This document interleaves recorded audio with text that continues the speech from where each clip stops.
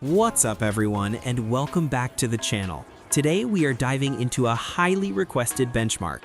We are playing the finals on the Lenovo IdeaCentre Gaming 5i.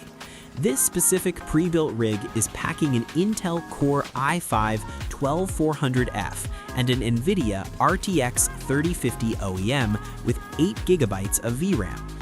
Now, if you're in the market for a budget gaming PC, you have probably seen this Lenovo model floating around. It is a solid entry-level machine, but how does it actually handle one of the most demanding, physics-heavy competitive shooters on the market? Let us find out. First, we need to talk about the game. The Finals is built on Unreal Engine 5. It features massive, fully destructible environments.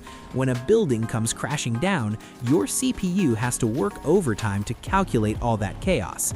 That's where the i5-12400F really flexes its muscles. But what about the GPU? The RTX 3050 8GB is not a top-tier card. It's an entry-level workhorse.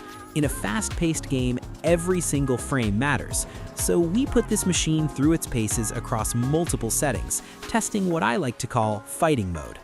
By fighting mode, I mean dropping straight into the most chaotic cashout stations surrounded by explosions, gas mines, and crumbling walls.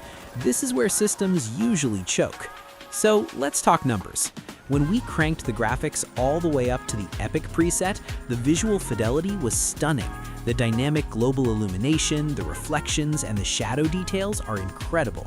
However, the RTX 3050 definitely felt the weight. During intense firefights, our frame rate was hovering around 55 to 65 FPS.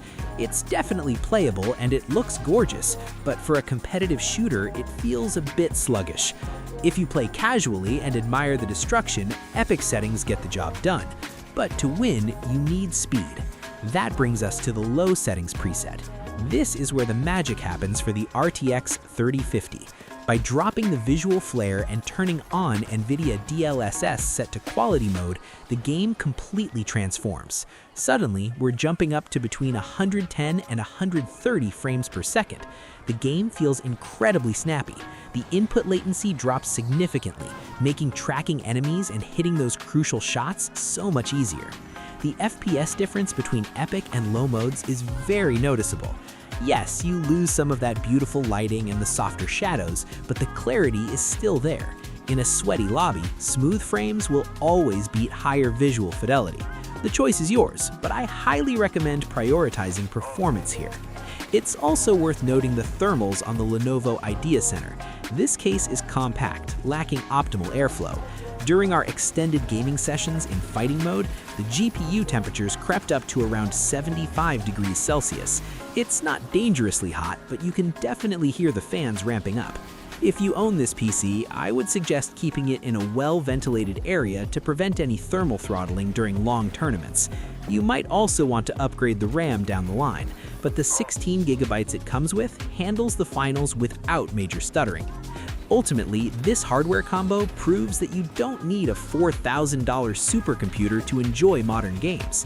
The RTX 3050 OEM might be the baby of the Ampere generation, but with a little help from DLSS and some smart settings adjustments, it punches way above its weight class.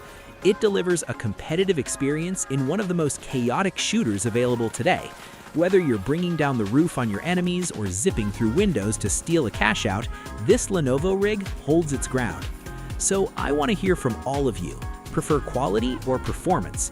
Would you rather have a locked 60 FPS with beautiful lighting or push for 120 FPS on lower settings? Share your opinion in the comments below. And if this video helped you, don't forget to subscribe for more gameplay benchmarks. Thanks for watching, and I'll see you in the next one.